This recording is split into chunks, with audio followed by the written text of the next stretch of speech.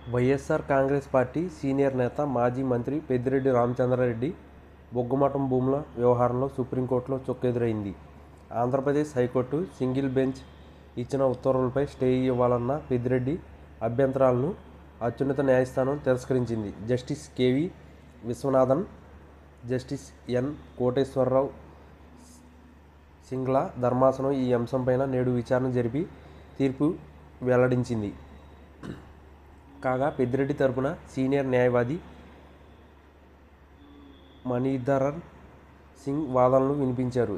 ధర్మాసనం తాము కేసు మెరిట్లోకి వెళ్లబోమని స్పష్టం చేసింది.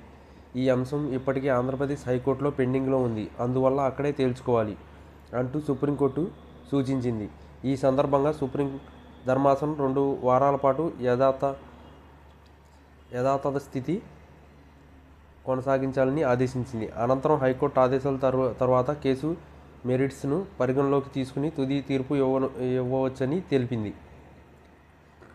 దాంతో ఇప్పుడు ఏపీ హైకోర్టు డివిజన్ బెంచ్ నిర్ణయం కీలకం కానుంది. ఈ పరిణామాలతో బొగ్గుమఠం భూముల వివాదం న్యాయపరంగా కీలక మలుపు తిరిగినట్లు కనిపిస్తుంది. 2 వారాల యథాతథ స్థితి నేపథ్యంలో ఈ వారంలో హైకోర్టు డివిజన్ బెంచ్ తుది తీర్పుపై ఆధారపడి ఉంటుంది. రాజకీయంగా కీలకమైన ఈ కేసులో పెద్దిరెడ్డికి ఊరట దక్కపోవడంతో వైసీపీ వర్గాల్లో ఆందోళన నెలకొంది.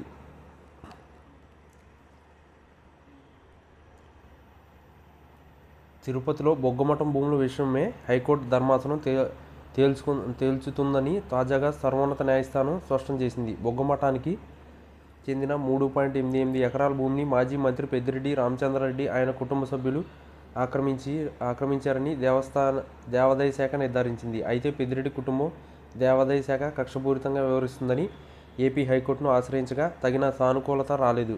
ఈ నేపథ్యంలో హైకోర్టు సింగిల్ బెంచ్ తీర్పును సవాల్ చేస్తూ మాజీ మంత్రి పెద్దిరెడ్డి సుప్రీంకోర్టును ఆశ్రయించారు. ఇప్పటికే సుప్రీంకోర్టు ఒక దఫా యథాతథ స్థితిని కొనసాగించాలని హైకోర్టు తీర్పుపై స్టే ఇచ్చిన సంగతి తెలిసిందే.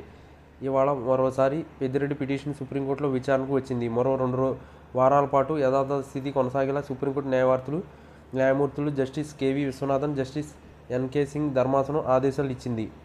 ఏపీ హైకోర్టు ద్విసభ్య ధర్మాసనం విచారించి తగిన ఆదేశాలు ఇవ్వాలని స్పష్టం చేసింది. అంతవరకు బొగ్గుమఠం భూములపై 2 వారాల పాటు యథాతథ స్థితి కొనసాగించాలని సుప్రీంకోర్టు పేర్కొంది. ఈ పిటిషన్పై విచారణ ముగిసినట్లు సుప్రీంకోర్టు తెలిపింది. దీంతో మరోసారి ఏపీ హైకోర్టులో బొగ్గుమఠం భూములపై విచారణ జరగనుంది. విచారణ తీర్పును కొంత సమయం పట్టొచ్చు. అంతవరకు బొగ్గుమఠం భూమి వ్యవహారంలో వార్తల్లో నిలిచే ఉంటుంది.